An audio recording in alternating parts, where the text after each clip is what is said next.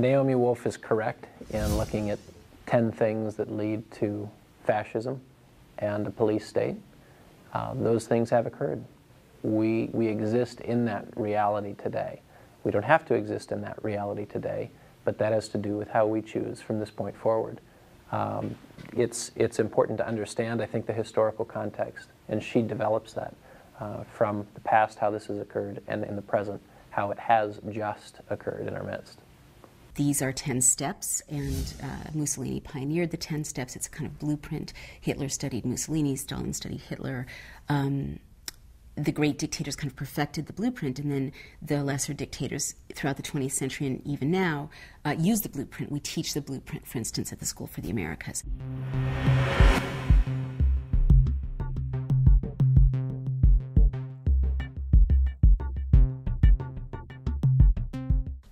You know, Italy in the teens was a parliamentary democracy with a wide array of newspapers, political parties, points of view. And, you know, Mussolini imposed violent martial law. When the National Socialists came to power in Germany, you know, we tend to forget, we think that it was sort of some kind of cataclysmic takeover. It didn't happen that way at all. The early years of the 30s, Germany was a parliamentary democracy with all kinds of newspapers, an independent judiciary, human rights organizations, gay rights organizations. It was an open, pluralistic society, fragile democracy, but a democracy nonetheless. And the National Socialists used the law to subvert the law, to weaken the Constitution, to pass a set of laws very much like the Patriot Act, to allow the state to spy on German citizens, to create a surveillance apparatus. They put in place the first 4 steps of the 10 steps. And then, you know, within very short order, really within 6 months in 1933, you went from being a parliamentary democracy to a violent, closed police state.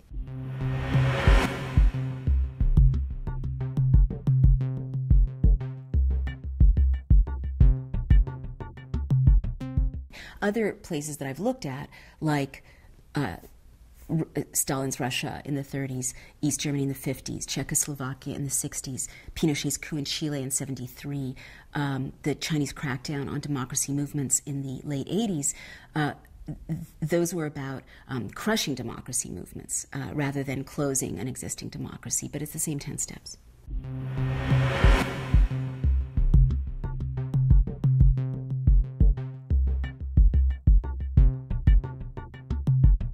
You know, I'd like to let people know what the 10 steps are. It's important to recognize them. The first thing a would-be dictator, or what our founders would have called a despot, will always do, whether they're on the left or the right, is to invoke a terrifying internal and external threat.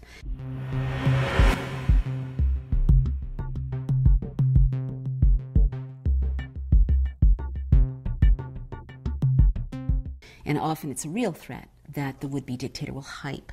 For instance, Stalin talked about sleeper cells, and this is totally invented. These are one of the many terms we've heard recycled by the Bush administration.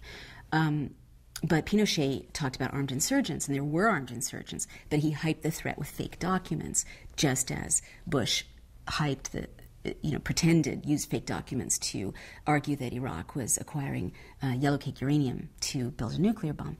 It's a very common tactic a dictator will use, and this, Pinochet said, there's Plan Z. These insurgents are going to, rise up in a terrorist action and assassinate these leaders and, take over, blow up infrastructure. Terrified Chileans so that when he staged a coup, they didn't resist as they might have.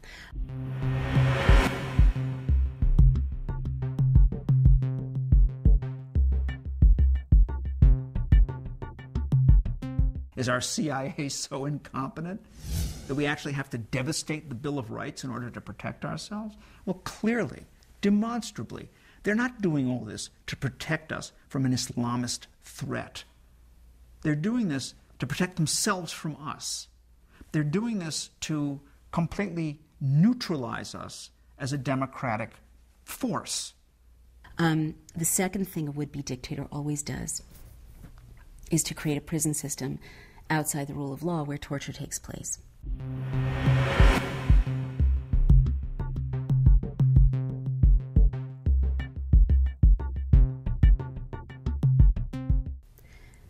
And what always happens then is that the state will start to direct torture at people that most citizens see as being marginal. It starts out with those who are dispensable being treated that way. So people with, Middle Eastern surnames, immigrants, maybe people who are on the wrong side of the political divide, animal rights activists, peaceniks, people that your upstanding middle-class person doesn't ordinarily run across.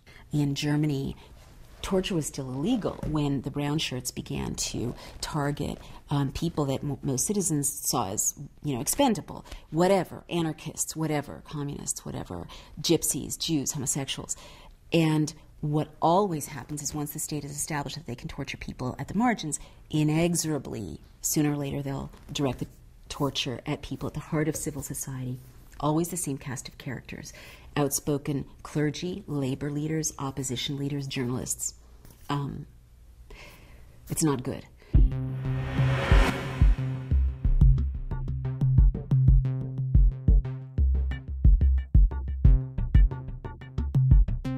If you're looking at developing a prison system outside of the rule of law,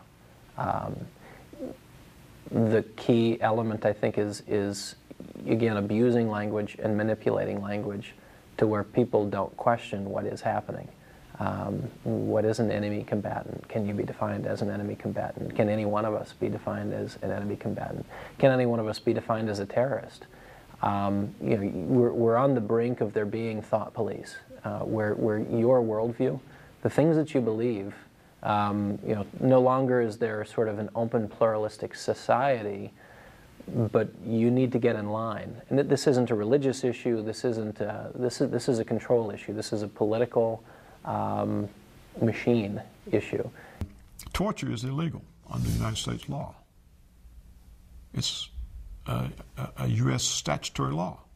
And yet the Justice Department was writing memos that the president wasn't bound by this law and could torture people.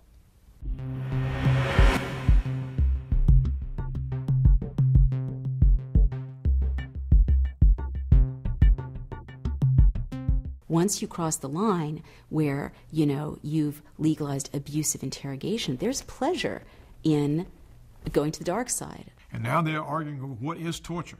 How much abuse is torture? And the people in our government favoring torture saying, as long as it doesn't kill them, it's not torture.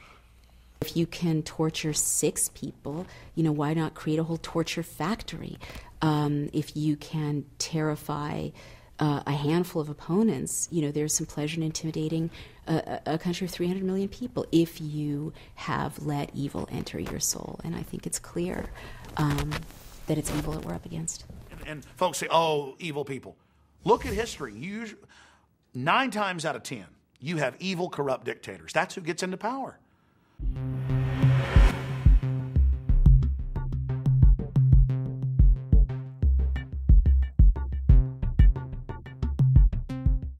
Blackwater is a private mercenary force that could actually be used against Americans. In fact, I've read some of my left-wing acquaintances say this is where they'll get the Waffen SS. The creation of Blackwater, I know the family that owns the business, and it's an example of crony capitalism. It's just a way to make money. It's just a good business model, and if you've got political contacts, which they do, then it's easy to get the contracts and get the money flowing. There's nothing really nefarious about its creation. That's crony capitalism without a conscience, and that's a problem. What many Americans don't know is that Blackwater is made up of torturers and murderers who are hand-selected from countries that torture and murder their own civilians, like Chile, Uruguay, Paraguay, Ecuador, Nigeria. And most Americans don't know that Blackwater's business plan calls for increased deployment in the United States, especially in the event of a national emergency or to restore public order.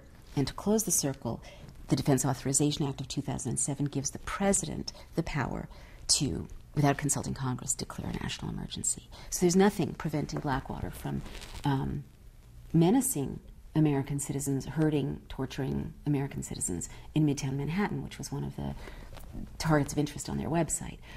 And in fact, Jeremy Scahill, the reporter, notes that contractors were shooting unarmed civilians in New Orleans in the wake of Hurricane Katrina.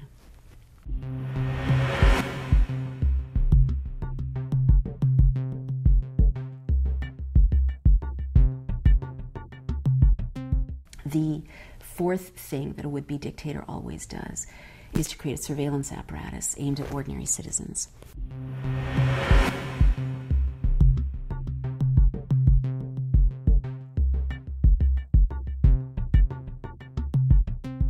This is, often used as a justification for, the enemy of the people, or that, terrorists, or it's often tied to the terror threat, the hyped threat.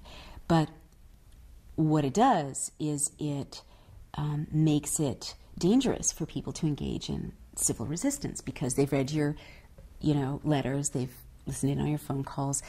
Everyone has secrets. Everyone has things they don't want, all over the front pages. And a surveillance society manipulates people's secrets to intimidate them. You have to wonder about the compliance of Congress in a 360-degree surveillance society.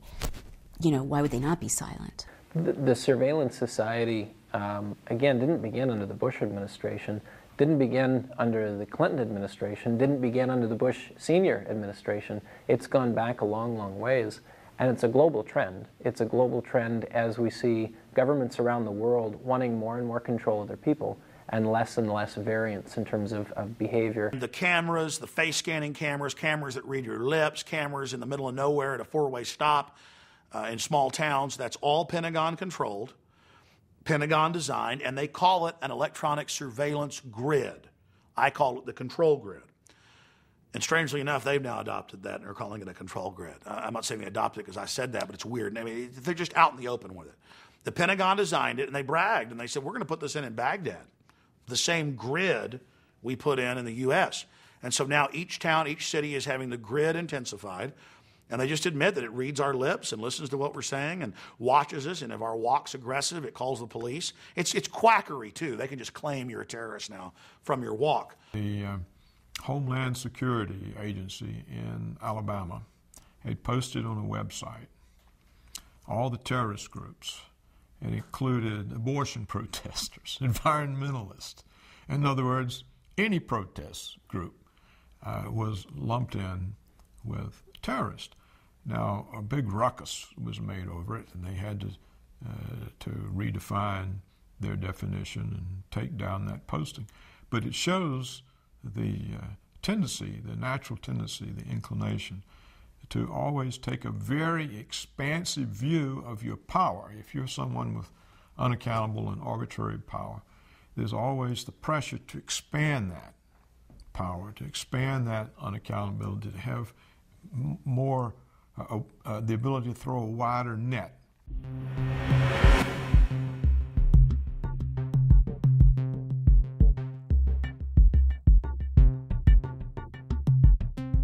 The surveillance level of American citizens has gotten so extreme that when you get on an airplane in America, they know what you're reading, who's sitting next to you, who you're going to visit when you get to your destination, what their phone number is.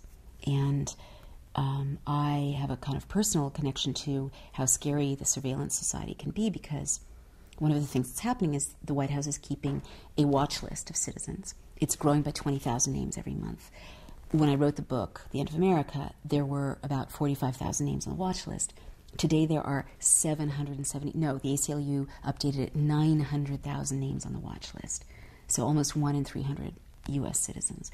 And history shows that you don't want to be on that list, because it starts with, what I get when I travel, the quadruple S security threat mark on my boarding pass. But history shows that if you're on a list like that, there's going to be more and more intimidation. It's totally ineffective against so-called terrorists. So it must be these people that like to control other people that are using this as an excuse. It's unnecessary and counterproductive.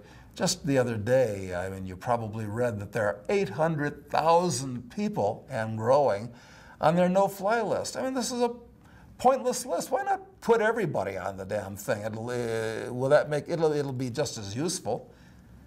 Untold thousands of us are on no-fly lists. Kept by whom? We don't know.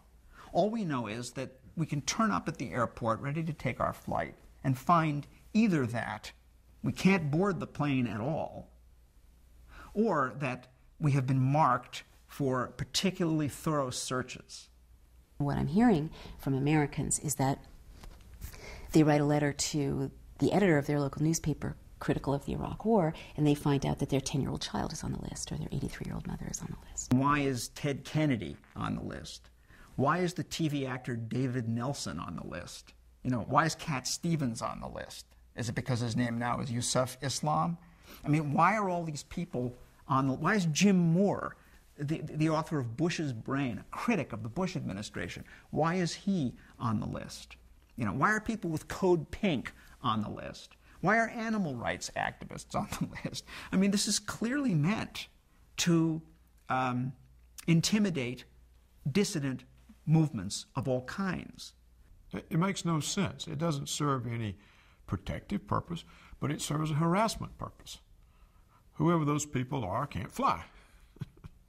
But there's no evidence to pick them up as terrorists and arrest them or do anything with them. They just prevent it from flying. Do you see what I'm saying? Well, where did the executive branch get this power?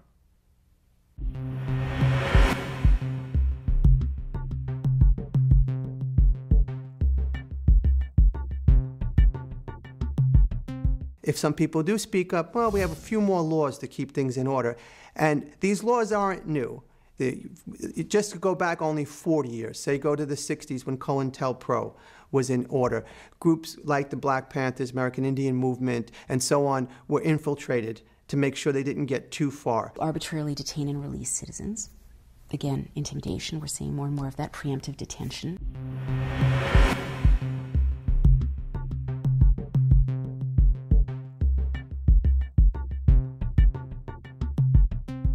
It just scares the hell out of me. Because it's unreasonable. And there's no room for discussion. There's no room for dialogue. There's no room for debate. When government assumes absolute authority, there's no more discussion. Free speech doesn't even matter. You know, so when you reach a certain point in the political storyline, better dig deep in terms of what your identity is.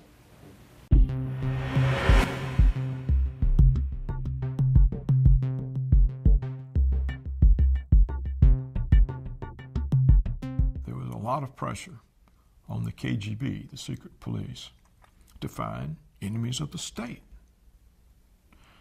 And there was so much pressure that they would periodically conduct street sweeps. They would go out in the street and arrest everybody in the street.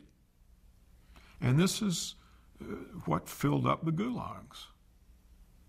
So when this type of unaccountable process starts and people want results, you can't tell where it will end. And we now have had reports that the United States government has given Halliburton $385 million worth of contracts to build detention centers in the United States. No one has ever said what these detention centers are for. Who is going to go into these detention centers?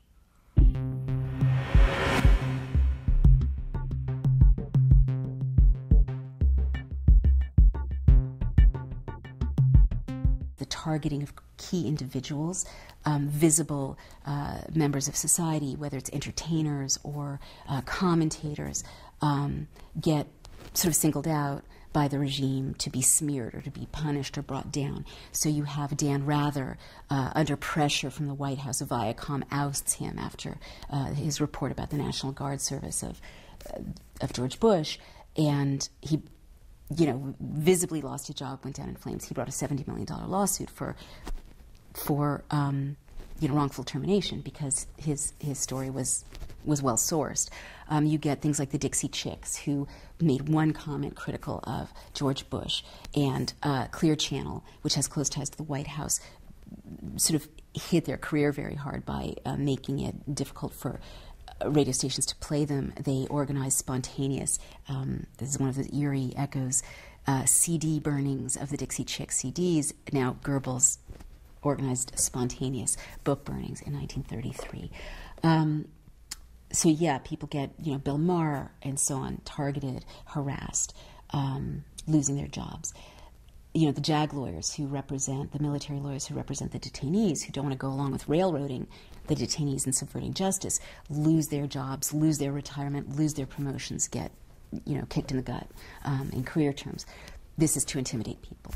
In Alabama, a Democratic governor, Don Siegelman, was, first of all, robbed of his re-election in 2002 through election fraud, then indicted twice on charges. The second time, they made the charges, bribery, stick, although he had accepted no bribes. He went through a kangaroo court proceeding, was hustled off in chains to a federal prison camp in Louisiana, where he now sits incommunicado and without the right to appeal. Now, he's not the only one. This guy is not Leon Trotsky or Osama bin Laden. He's a very popular, centrist, Democratic governor. And Karl Rove happened not to like things that he said about George W. Bush. So it isn't actually any longer the case that it's only the Jews and the Gypsies that are getting carted off, okay? That's one point to make.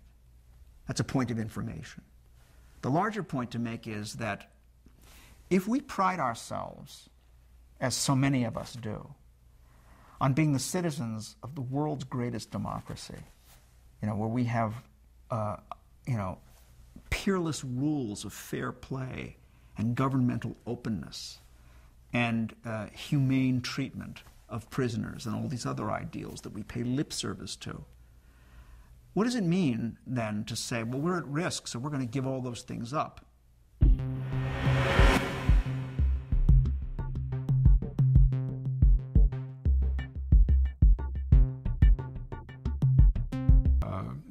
We've had the RICO law, which was, they said, only for racketeering. Then he applied it to everybody. And if they want to now, if they bring a case against you, they don't want you to defend yourself, they just freeze your assets. And then you have to agree to a plea bargain.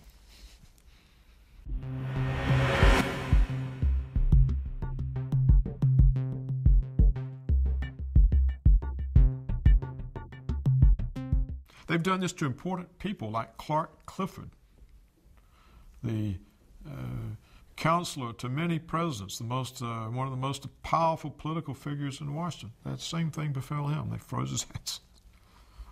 So what can they do to the little guy?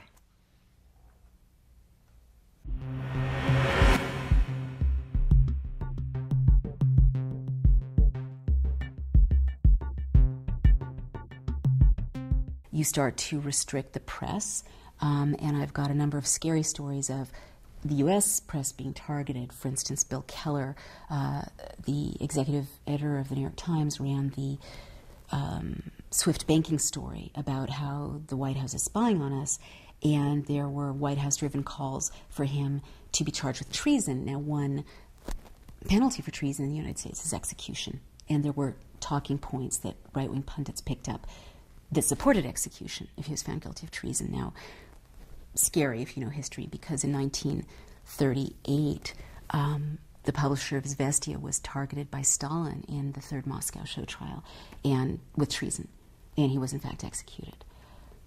But there are even scarier stories of staffers for CBS, Associated Press, being seized by U.S. forces in Iraq and held without charges in abusive conditions indefinitely. And if that's not going to send a chill through, the press corps in the United States, it's hard to imagine that it wouldn't. If you told a partial truth, my parents taught me that that was still a lie. And I think that's the direction that the press is going. There's only certain truths that we can tell. It's not that they're asking the press to lie. It's just that when you only tell certain facts, the truth appears to be something that it may or may not be. And that's where the spin occurs. Media tends to function as a propaganda tool for government. It's easy to understand. because the value of these mega corporations are the federal broadcast licenses. And so they're not about to expose so many billions of dollars of value to taking on the government. It's just too risky. Now we're seeing, as a natural course of events, journalists who are asking difficult or even less than soft questions, and who are reporting deeper levels than the regular mainstream of what's actually happening, are being targeted.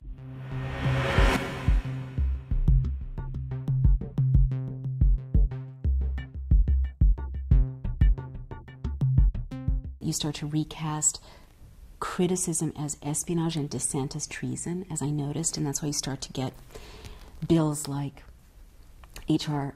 1995, which will criminalize this conversation, for instance. It's a thought crimes bill modeled on Stalin and other legislation of the great despots.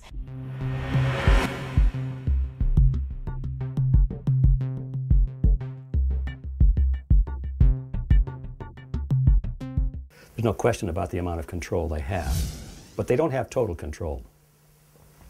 The fact that we're able to make this video presentation here and hopefully disseminate it means that they don't have total control, because if they did, this would be outlawed. So it makes it more and more dangerous for you to criticize the regime. It makes it more and more illegal, criminal to criticize the regime. It starts to turn criticism of the regime into terrorism or into an actionable offense. For instance, I've called for an investigation of the crimes of the White House, and that if they're found guilty of crime, that they should be prosecuted, according to the wording of H.R. 1955, which criminalizes advocating for the use of force against the government. I'm a terrorist. This is actionable. Very dangerous. And you say anything negative about the system, you could disappear, literally forever. I think that's probably the best way to describe the kind of a system we're heading to, forgetting all of the economic things, all of the affluencies, all of the materialistic things that we might focus on. The spiritual numbness that a person would experience under a system where you couldn't even express your point of view for fear you would be turned in by somebody. I think it's the end of the line insofar as human expression and independence is concerned. The 10th step, the last step, is to subvert the rule of law and make it easier to declare martial law.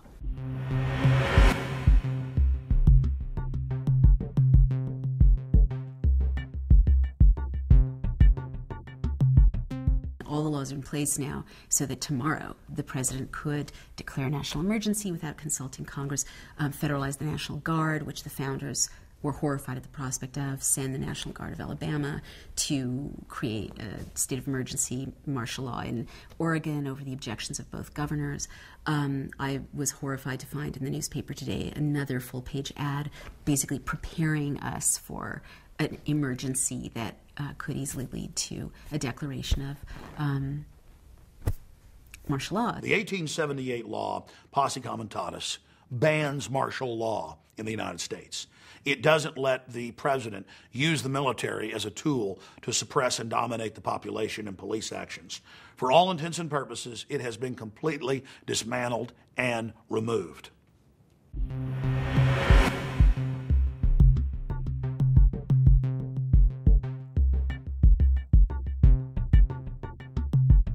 If someone were to say to me that the government would never declare martial law or suspend certain of our legal rights,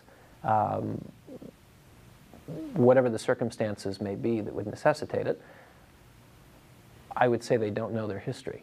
They don't know their world history. They don't know their U.S. history. And all I can say is that's really an excuse for us to reform the U.S. educational system, because if they are a product of it, we really are in trouble. People around the world, in Pakistan and Myanmar, they know how easy it is when the laws allow for it, for a leader to declare a state of emergency for any stupid pretext whatsoever and suspend elections, suspend the Constitution, deploy agents of the state to crack down on citizens. So they're horrified watching us pass law after law, making it easier for the president to do that. Let's be honest. One of the things that this regime has done is to make taking to the streets an extremely dangerous thing to do. I mean, they have developed technologies of repression that Bull Connor and Mayor Rizzo and Mayor Daley could only dream of. You know, microwave devices and, you know, stun guns and stuff that it really is enough to make you want to stay home, okay?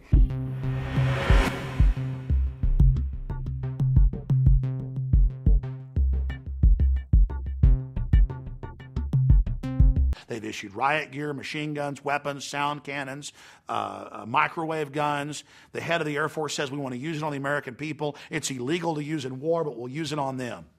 Power corrupts. Absolute power corrupts absolutely. You put people in power, they like to use it to control other people. Like I said, it's a matter of, it's a question of psychological aberration.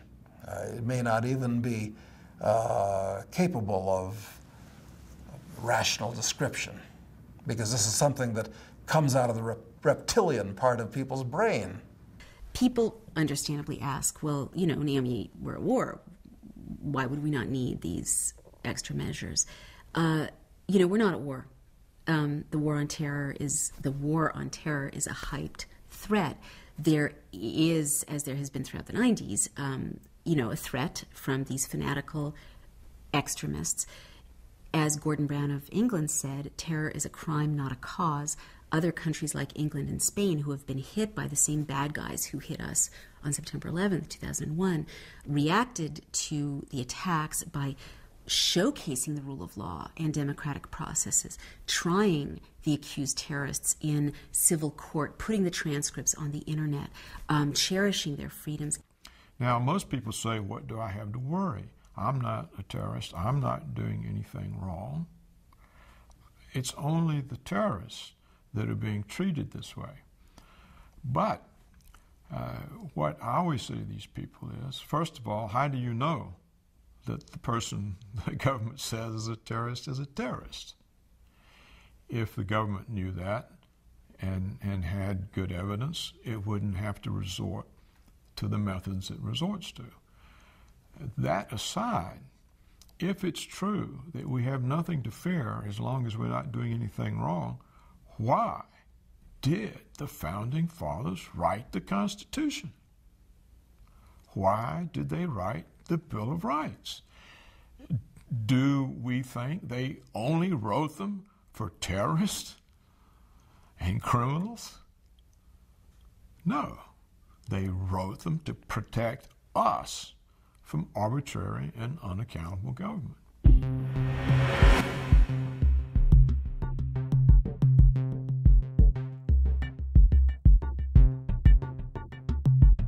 There's a reason to hype this threat. You know, the third of the economy that was making Cold War weapon systems during the Cold War was looking at a declining market share at the collapse of the Soviet Union.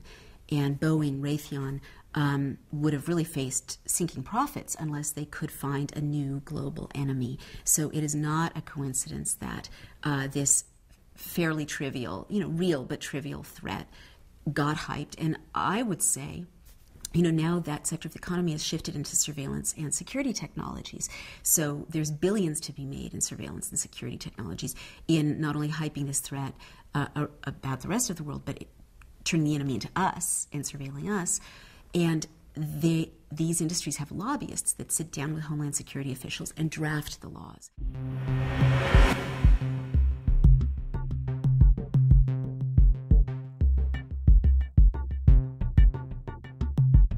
If you look at the torture and abuse at Guantanamo and Abu Ghraib, which has now been proven beyond a doubt to be systemic and directed from the top, Rumsfeld and probably Cheney, you couldn't design a better system to inflame Muslim sensibilities and produce a reliable supply of terrorists. And then if you torture people, you get false confessions to terrorist acts. I mean, that's what happened in Stalin's Gulag. That's what happened to, American prisoners of war in Vietnam. I think John McCain, gave a false confession when he was tortured. People do that. Everybody knows that. But these false confessions to terrorist acts or terrorist plans have market value. We've now learned, though it was done quietly, that the vast majority of the detainees in Guantanamo, who we were told by the Secretary of Defense, Donald Rumsfeld, were the most dangerous people in the world, it turns out the vast majority of them were quietly released. They were people, many of them people, captured by warlords and sold to the Americans for the bounty they were paying for terrorists. Well, so we've had these people who've never done anything. Most of them were Arab businessmen who happened to be in the wrong place at the wrong time, and they've lost 4 or 5 years of their lives because we needed terrorists. We needed to justify these invasions. We needed to justify these bureaucracies. We had to show we were doing something, that we were catching people. The big picture, it's not good. I mean, what you could easily see, and the end of the book has various scenarios, is an America in the near future that would still have internet shopping, still have celebrities, probably still have elections and newspapers, but it wouldn't have freedom. Because all it takes is a handful of arrests. The H.R. 1955, I beg your pardon, all it takes is a handful of arrests. H.R. 1995 passes, you and I get a knock on the door in the middle of the night, 30 or 50 other filmmakers, journalists, intellectuals, opposition leaders arrested, charged into the Espionage Act, which has 10-year sentences, charged with treason, 1 execution. That chills dissent, overnight. If I wake up and read that someone I identify with has been charged under the Espionage Act, like an editor or a journalist, I'll probably stop talking. If our country ends up being, for all intents and purposes, exactly like China, where we can all go shopping, we can buy stuff if we have the money to do it, but we can't utter dissonant opinions publicly, we can't go against the system, we can't threaten the status quo, or we might get carted off and put in prison where we'll have no rights. What is it we're protecting? How can we say this is war and we have to protect ourselves if that protection entails erasing our entire Republican identity? So this is really a throwback to the dungeons of medieval times. It's totally out of keeping with all Anglo-American concepts of justice, the ones that are in the Constitution and the Bill of Rights. And this, we're told, is necessary in order to be safe from terrorism. Well, of course, it does expose you to a new kind of terrorism, the kind that worried the Founding Fathers. The reason they wrote the Constitution and the Bill of Rights was so that no government would ever have this kind of discretionary, arbitrary power over people. So this is an enormous casualty of 9/11, of the war on terror. It's not something that can be taken lightly in any sense. Let's go to James Madison and listen to what he had to say about this whole question of security and freedom. He said, "The fetters on liberty at home have always been forged out of the weapons used in defense against real, pretended, or imaginary dangers from abroad." That's a profound statement. The fetters, the chains on liberty at home have always been forged out of the weapons used in defense against real, pretended, or imaginary dangers from abroad. So according to Madison, it doesn't make any difference if Al-Qaeda poses a real threat or not. Maybe it does. Maybe it doesn't. The fact is that that's a kind of classic pretext for taking people's rights away for their own protection. Now, if people fall for that, let me be gentle about it. They haven't really read enough history. They don't know enough about the traditions out of which this republic emerged.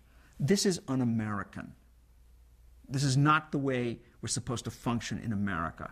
We're supposed to be sufficiently committed to our rights and our liberties to believe that we shouldn't turn our king into an emperor and give him total power over our entire lives.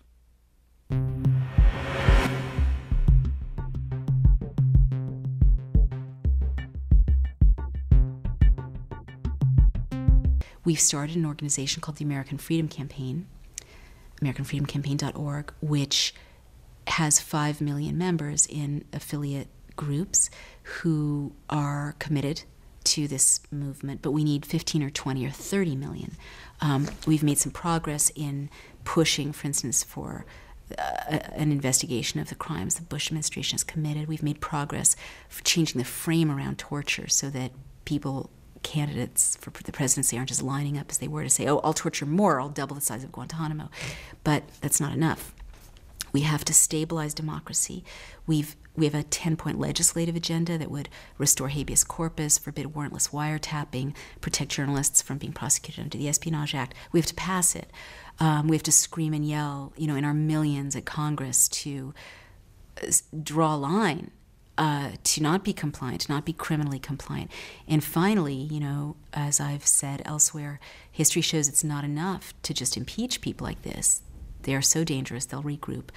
What you categorically have to do with people this dangerous is investigate them for their crimes. There are 3 levels of criminality we know about according to the Center for Constitutional Rights, but let the rule of law decide. Investigate. If they're guilty in America, if you're guilty, you go to jail. And they have to be, history shows that people this dangerous, it is not safe for the rest of us until they're investigated, if guilty, prosecuted, and put behind bars. I believe the middle class is, to a certain degree, under assault by deliberate plan, but I think it's a business model to make multinational trade deals work, to make the NAFTA and GATS work. If you look at the European Union as the model, and that's what certainly is the model, that the European Union works very successfully between France and Germany and Belgium and Scandinavia, and to a lesser extent Italy and Spain. It hits a speed bump when it hits the Balkans. It hits a speed bump when you get into Poland and the emerging Eastern European countries, because there was such a disparity in the standard of living and the industrial base and just the modernization of those countries. Well, that's nothing compared to the speed bump that the NAFTA and GATT and the Free Trade of the Americas deal hits in North America when it hits the Rio Grande. And you go into real third world poverty. So I've always thought that the plan was to, if you can bring the American middle class down a little and bring the Mexican and Guatemalan and Nicaraguan and El Salvadoran middle class up a little, then you can move goods and services across those borders without very much of just maybe a little hiccup, but not a gigantic, unbridgeable chasm. The way Canada and the United States were able to trade. So in order to level that out, I do think that there was perhaps a business model that says, well, look, if we can bring the American middle class down a little, and we can bring the Central American and South American middle class up a little, which is happening, by the way. It is definitely happening. There is a rising Mexican middle class. So it is happening, but what we're reacting to in the United States is forces that seem, it's an unpredictable world in a short human lifespan. When did all of a sudden, light manufacturing or a sheet metal job become irrelevant in America or economically unfeasible in America when it's been here for years and years and years and years and years? Well, a lot of things change rapidly. I mean, things change very rapidly today because we are living at the pace of the internet, which is unsustainable for human beings. We are not biochemically wired to live at that pace. We're still adjusting to the incandescent light bulb. I mean, for millennium, we live from local sunrise to local sunset. And I think it makes us a little crazy, and it makes change come so fast and furious that it may even be comforting to put it on in terms of a conspiracy theory that there's some cabal of power brokers somewhere that are out to fuck us, because it's more comforting to know that there's nothing we can do about it. That it's just the inevitable consequences of the pace of modern life. We're trying to live at a pace of life that is unsustainable for an organism, a living organism. And I think it is making us more than a little crazy. I really do. And I also think that you're finding people who are pulling out of that. They're living off the grid, or they want to go to a simpler life where they want to go back to something that they can control, work for themselves at a pace that they don't feel as overwhelmed as they do trying to chase somebody else's vision of what life is supposed to be.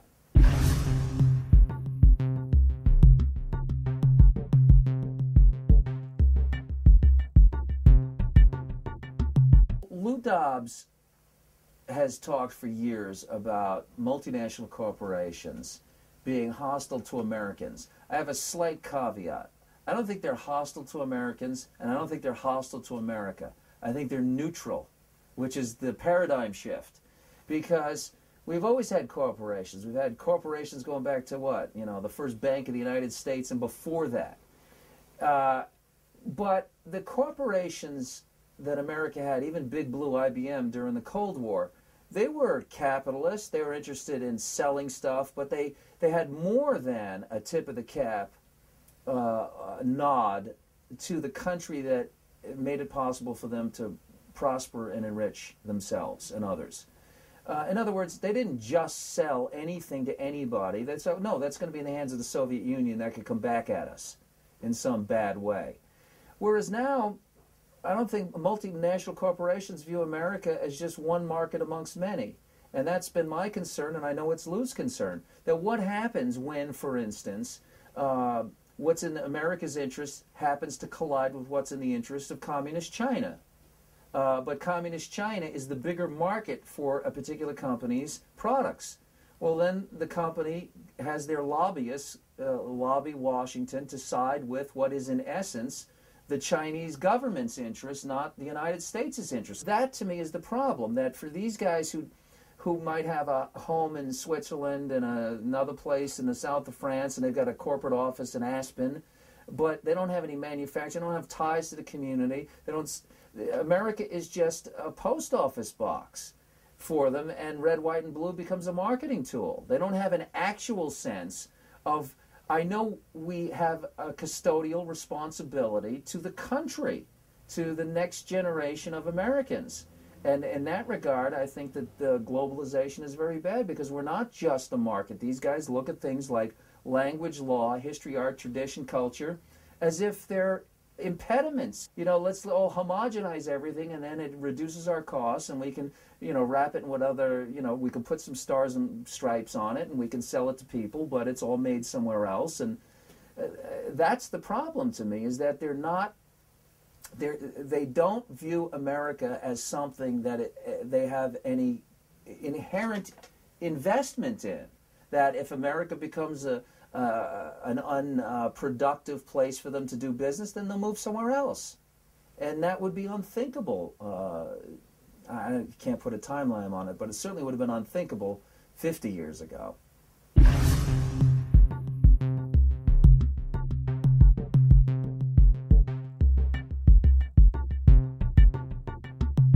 You know, the people who believe that the world would be a better place if there were no geopolitical boundaries really probably celebrate. I'm not one of those people. I think that there's value in Germany being Germany, and France being France, and Mexico being Mexico, and Indonesia being Indonesia, and Kenya being Kenya, and the United States being the United States, and Canada being different than the United States.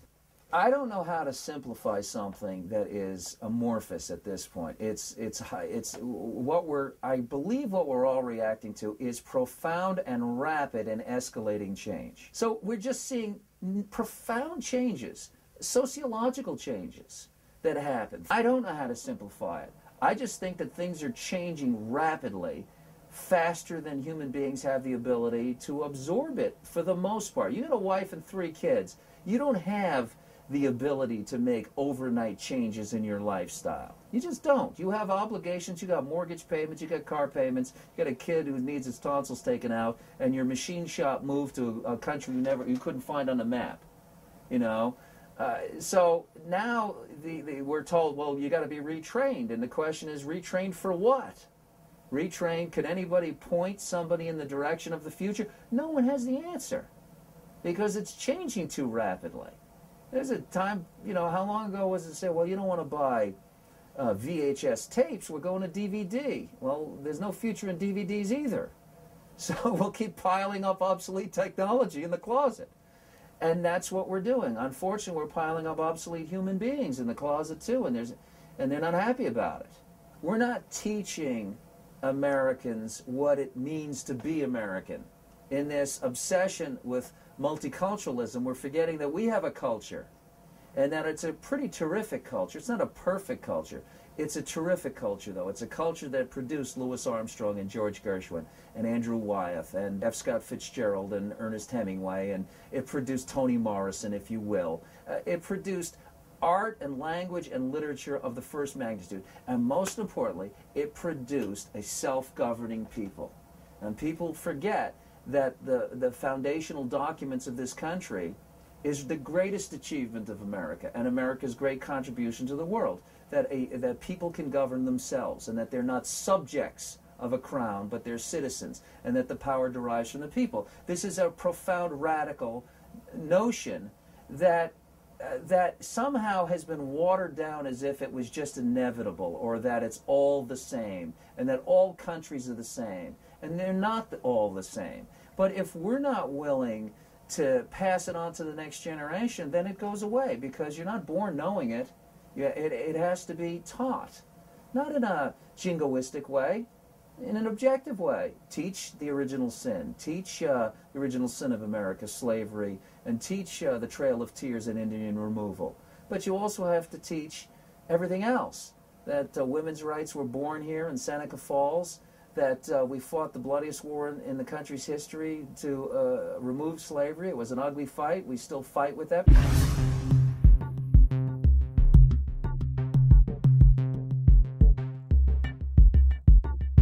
It's that Americanness that makes the country work. And if we keep dismissing it as irrelevant or as archaic or as an anachronism, then I think we don't stand a chance. Then the country isn't worth fighting for, and we won't have anybody worth fighting for. I go back to George Washington and his farewell address to beware of foreign entanglements. And it's not isolationism that I'm preaching. We can't live behind the moat of the Atlantic and Pacific, and trade deals are good. Trade deals and foreign trade and international exchange is superb. But I agree that as the politicians and the political leaders become more and more tools for multinational corporations, they obscure the meaning of sovereignty, which is always why I believed that the illegal immigration issue was being driven primarily by American industry's desire for cheap labor, because you can't outsource the bellhop, you can't outsource a driveway paver, you can't outsource a poultry worker, because where labor and the customer collide, then the only answer is to insource cheap workers to drive down the price of labor. Obviously, you can't get your driveway paved in China, but if you bring in a lot of cheap laborers, it drives down the cost of driveways being paved. And so on the one hand, from the multinational, the corporatist position, I think that's what's driven so much of the effort to keep those borders open. When you see such an aggressive resistance to doing what's common sense, it's just common sense dictates that you have to have control of your borders, or else you're not a sovereign country. I mean, when we talk about things like building fences or building walls to contain the problem, and then the sophistry comes in and the demagogues say it's the Berlin Wall, it's a nonsense argument. We all know the difference between building a wall to keep someone in as a prison and building a wall to keep people out, which means we must have something to offer if people are willing to literally swim the sewage-infested Rio Grande or float across on driftwood from Cuba to get here. We must have something, or hang in a wheel well of a transcontinental jet. We must have, or ride across from China in a cargo container. There's got to be something pretty good we're offering here. But the arguments that are made that we can't do these things is idiotic, because if you have a fire, a brush fire, as we have in Southern California, what's the first thing the fire department talks about? What's the level of containment do we have? Because you can't put the fire out until you contain it. And you can't, as Dobbs has said many times, and I agree with him, you can't possibly reform the broken borders unless you have control of the broken borders. It's just, that should be obvious to anybody. It's Logic 101. So you have to first secure the borders, and not just the southern border, but the ports and harbors and airports and these, you know, you can land at Nashville, Tennessee, at Nashville International Airport and vanish into America. And no one's checking on anything. Well, you have to fix this problem first, and then you can look at what's in the interests of America. And this has been lost, and this is where the left contributes enormously to this problem. They keep talking about the border issue and immigration from the immigrant's perspective only.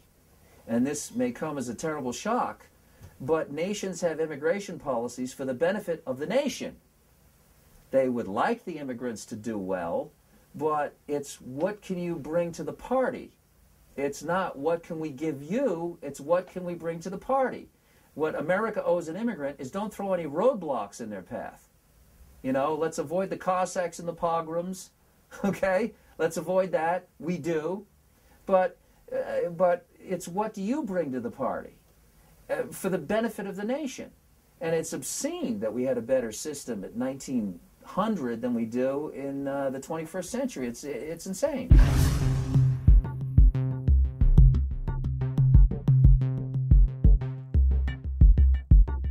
The only area of statecraft that the founders were naive on was their opposition to parties, which they called factions. Whether it was Washington or Adams, and Jefferson proclaimed it even though he did create the first party. He couldn't get himself to admit that he had created a party, because to be a member of a party was a great sin to the founders of this country. I think a lot of times we confuse liberalism and conservatism with parties. The problem that we have right now is that, like many people, I believe that the money that's in politics has gotten so enormous that it has really, this other stuff that we talk about in a high-minded way has become just tinsel on a dead Christmas tree. You know, it's just shiny objects that's put on there to distract us from the fact that what's really at core of the two parties today is, I mean, really just staggering sums of money that has gotten worse with each election cycle with no end in sight. The level of legalized corruption that both parties suffer from, which is the access that lobbyists have to the candidates. There is so much money involved, and you'd have to be 7 shades of naive to think that if someone bundles $300,000, their phone call doesn't get returned. I know my phone calls don't get returned, and most Americans' phone calls don't get returned. You get a robocall or a form letter in response, then half the time the form letter is not even related to what you wrote or called about. But the person who bundled $300,000 to a candidate, their phone call's getting returned by somebody.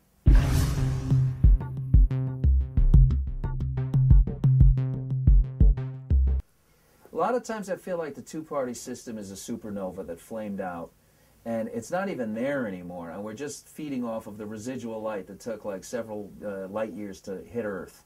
And in reality, they're not even there anymore.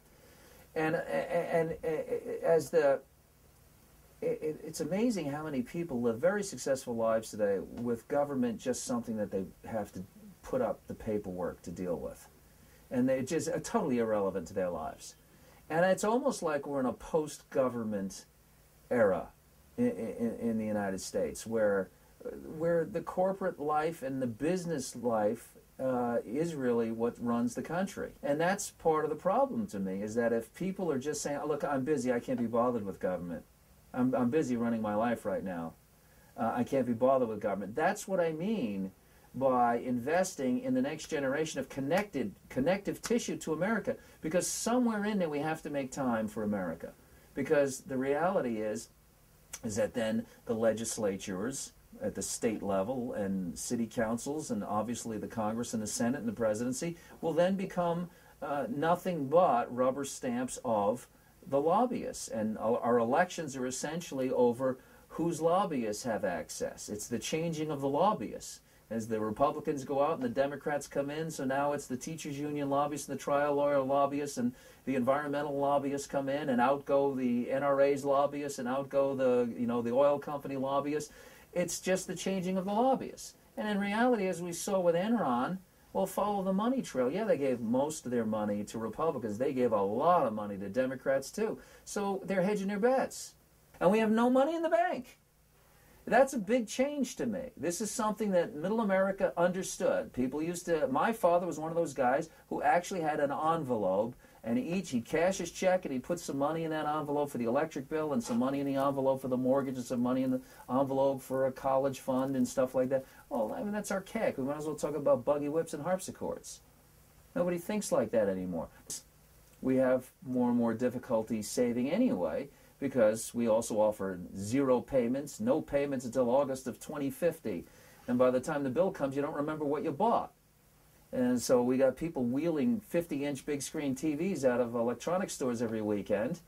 And, you know, part of it is us. We are like, you know, the drug addict who's actually gotten access to the morphine button at the hospital. You know, I can hit that baby every 2 seconds and feel great. And people keep going out and buying more and more and more of it and running up debt, and then they wonder why they're not doing well, because they've been told, don't save, spend. Don't save, spend. And that's the difference. We are a consumer economy instead of a producer economy, and that's a huge change since World War II. Well, the middle class, first of all, historically speaking, the middle class is a recent invention. The middle class was an invention of the Industrial Revolution in England and the United States, really raised to an art form in the United States. And I can't find a country or a society in all the pages of history that you would want to live in that doesn't have a healthy center, both politically and economically. Countries that have only extremes, well, they could be very pleasant if you're in the, if you're one of the plutocrats, if you're in the oligarch, then fine. Life could be very nice on your 24-karat gold toilet seats. But other than that, you're going to be fishing along the side of a river for food or digging through a trash dump for sustenance. When there's no middle class, it's not a place that you would want to live. And that's true, again, not just economically, but also politically. Countries that have only a far left or a far right are terrible places to live. It's the great center where we go slightly right, slightly left with a pendulum is healthy. Because, you know, the ocean has tides, and that's, to me, the pendulum of history. We go slightly right, slightly left, making those corrections like the car has a gas pedal and a brake. You don't want to drive a car without a brake. You're going to go off the first cliff. Or if you don't have a gas pedal, you're just going to sit there. So you need both working in synergy with each other. And that's why America has succeeded, because we're not going through spasms of revolution. And economically, it's the same thing. When you have a big, healthy, mushrooming middle class, it balances the requirements of the poor and the avarice of the rich. It kind of brings the two together. But as the middle class shrinks and as the political center gets obliterated in what is an increasingly acrimonious fight between the left and the right in America, well, we saw what happened when the country lost the ability to speak to each other. It happened once. It was called the Civil War, when we literally lost the ability to negotiate with ourselves, and we literally went to war with each other. What Lou speaks to and what I speak to is, what about those people? What about, what about those people? We got to have a better answer than just say tough luck, because some of it is by design. When a Walmart becomes so large that they send out letters to their vendors and say, move your manufacturing out of the country, we won't buy from you. And then you have Sears merges with Kmart, so that they can maximize their clout with their vendors, so they can tell them, move your manufacturing overseas or we won't buy from you. So that they, and now what you've essentially got is Walmart becomes such a big employer and such a big importer that their lobbying ability, they end up essentially writing foreign trade policy. They start affecting, in a very profound way, trade policy. We've seen that before. That's what the Gilded Age was, and that was the robber barons, and you had the Jay Goulds, and you had the, the staggering fortunes that Theodore Roosevelt was talking about, the trust busters. And again, the genius of America has been that it's correctable, that there are the checks and balances, and there are, within the structure of the framework of the country, are fixes for everything. If, and this is the critical key, if the people care enough to fix it. And that's why I keep going back to what's a great passion for me. The more we raise another generation of kids through school systems that just preach this pablum that essentially all countries are the same, and we can't judge this multiculturalism idea that all cultures are equal. Well, if that's the case, then do we celebrate clitorectomy? That's a cultural tradition? No, of course not. Why is it wrong for America's schools to teach kids to be proud of America and to celebrate what is America, and to point out the fact that we invented these checks and balances and that it is your country? Instead, what we preach is that they're screwed and they're doomed, and we fill their heads full of all this nonsense about the oceans are going to rise above, and global warming, and dinosaurs and dolphins, and all of this huggy-feely stuff. And we're not teaching them the stuff that actually makes the country work. And that, to me, is very dangerous, because then they just feel like, well, the United States, Sweden, Guatemala, it's all the same. And it's not. It's not all the same. You don't have the United States, the world is screwed. You know? So the check and balance on corporations getting too much power are the people saying, we want to rein you in.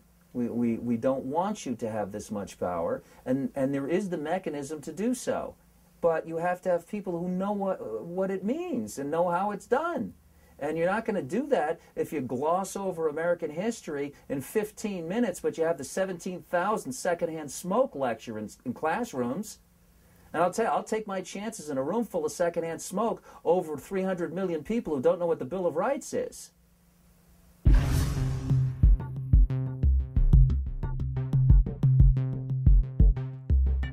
But we should know who Alexander Hamilton is, and we should know what he did. And we should know that George Washington is one of the towering figures of all of history, and we should know why he was one of the towering figures of all of history. But sadly, we don't. They're reduced to an animated head with chattering wooden teeth for a blowout President's Day tire sale. And it's sad that we don't understand that this is the connective tissue that holds a society together.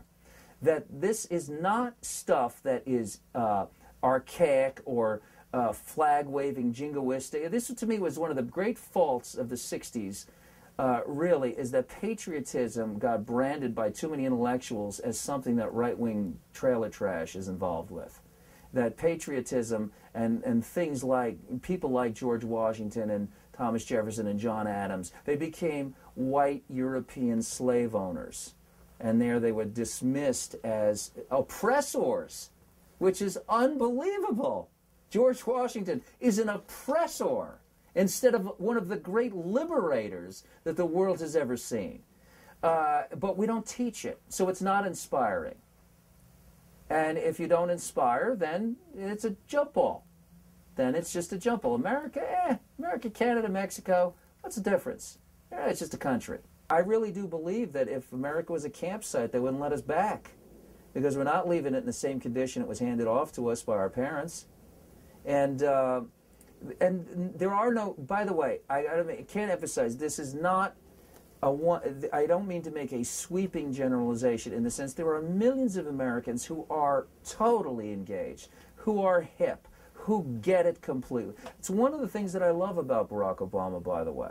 Barack Obama is inspiring people to care. I like the idea that Barack Obama's got a lot of young people and minority groups that had just been, they bought Jesse Jackson's bullshit that the system was out to fuck them, and that there was no point, that there was nothing you could do, that the system was inherently racist and out to ruin you. And then they just lived, and Barack Obama said that's total bullshit. You know, it's just not true. That 99% of the problems that people have in their lives are self-generated.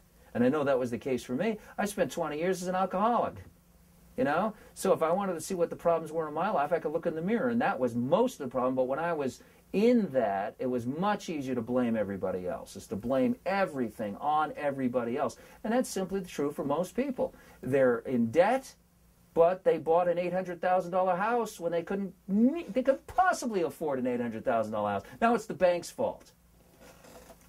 You know? They went out and bought, you know, the third big screen TV for their house, and now the credit card bills are due, and somehow they're being exploited. Well, yeah, I guess, because we're all subject to temptation, but at some point you got to be an adult and delayed gratification. But we're not good at that. You know, we're just not.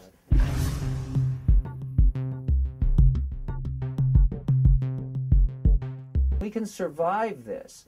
We can't survive it if we don't think the country is worth keeping, which is why I'm obsessed with the idea of our Americanness being passed on, the torch being passed to the next generation, which, again, does not mean some kind of zombie-like flag-waving cliche of George Washington chopped down a cherry tree, I cannot tell a lie. Warts and all. It's a great country with a great history, with a great culture. But it requires people understanding the nuance of how it works in order to keep it running properly, including a vigorous debate between sides. And I believe we do have the tools and the wherewithal to fix the problems that are presented to us today. And there are real problems. There's real problems. There's a lot of change. The world is turbulent. We can't control things the way we once did when the Atlantic and the Pacific were remote, because it is a globalized world. And all of a sudden, it matters what happens in all those countries that end in "stan." So it's a complicated place now, the world. But we will be fine as long as we do what America has traditionally done. We're incredibly adaptable, enormously adaptable. But we have to use what makes America work. It's not obsolete. These things are not obsolete. They're what works. And they'll continue to work.